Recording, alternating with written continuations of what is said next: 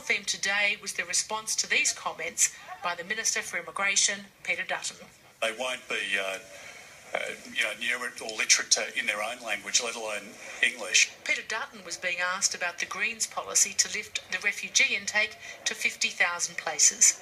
These people would be taking Australian jobs, there's no question about that. And for many of them that would be unemployed, they would languish in unemployment queues and on Medicare.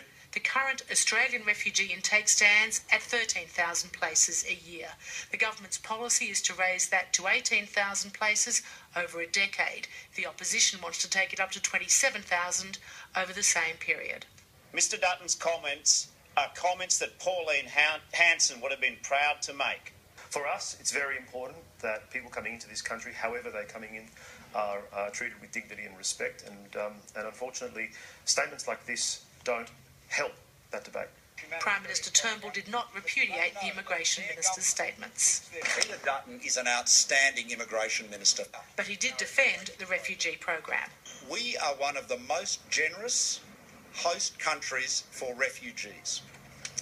We take our responsibilities to refugees very seriously. Exclusive research commissioned by SBS and released this week could point to why Peter Dutton may feel his comments could win him votes.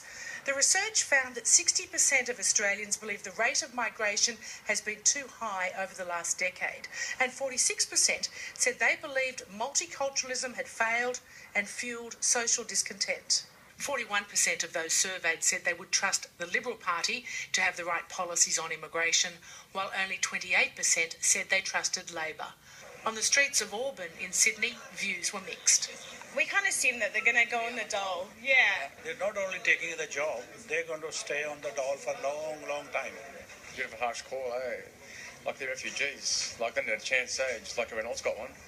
In a statement tonight, Peter Dutton said it would take a number of years for the intake of 12,000 Syrian refugees to be carried out. Catherine McGrath, SBS World News.